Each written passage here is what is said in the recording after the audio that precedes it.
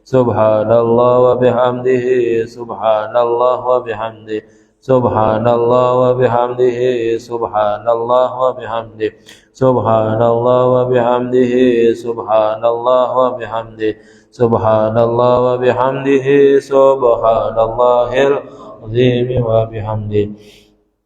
Allahumma salli ala habibika sayyidina Muhammad wa alihi wa sahbihi wa sallim. Allahumma salli ala habibika sayyidina Muhammad wa alihi wa sahbihi wa sallim. Allahumma salli ala habibika sayyidina Muhammad wa ala alihi wa sahbihi wa barik wa sallim.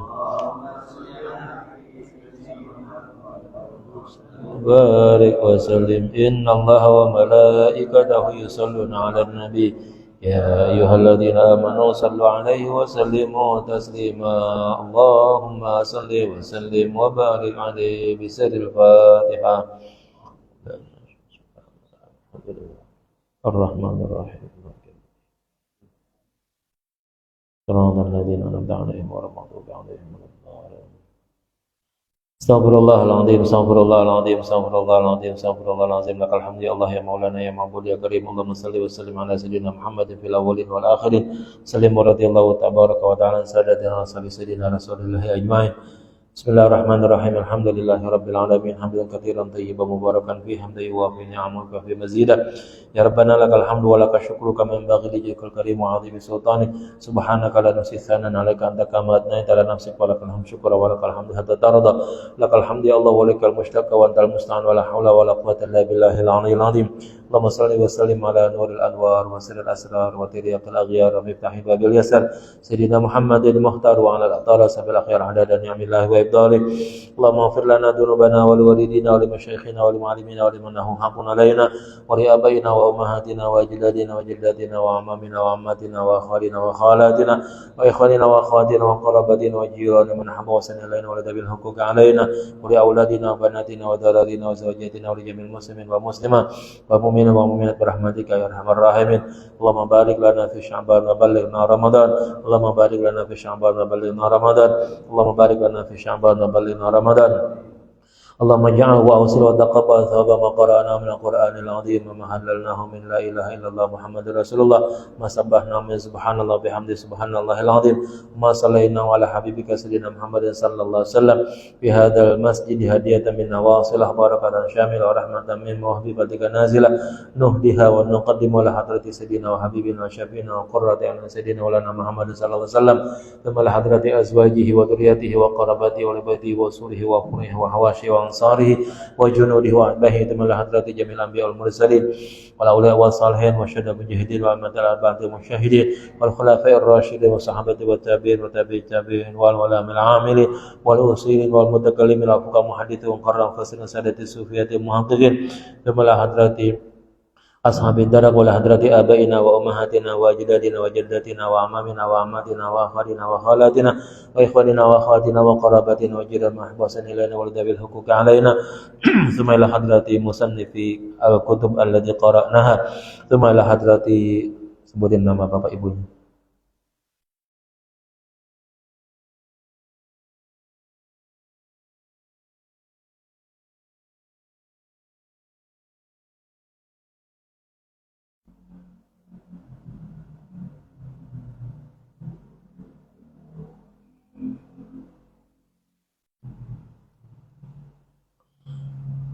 Wala hadrati arwahi man ijtama'na hahuna bisababihim wa talawna al-Qur'an al-'azima min ajlihim ya maulana ya rabbal alamin. Ij'alillahumma thawaba dhalika min ilahim wa jalhu nura yas'a wa yatalalu baina hawlihim. Allahumma ja'alhu hijaban lahum minan nar wa sitran lahum minan nar wa fakaka lahum minan nar wa amanan lahum minan nar wa hizban lahum minan nar wa bida'an lahum minan nar wa itqan lahum minan nar. Allahumma ighfir lahum warhamhum wa'afihim wa'afanhum. Allahumma ighfir lahum warhamhum wa'afihim wa'afanhum. Allahumma ighfir lahum warhamhum wa'afihim wa'afanhum waj'al jannata ma'wahum wa akrim nuzulahum wa wasi' madkhalahum waghsilhum bil ma'i wa thaji wal barad wa naqqihim min al-khataaya kama yunqqa thawb abyad min ad-danas.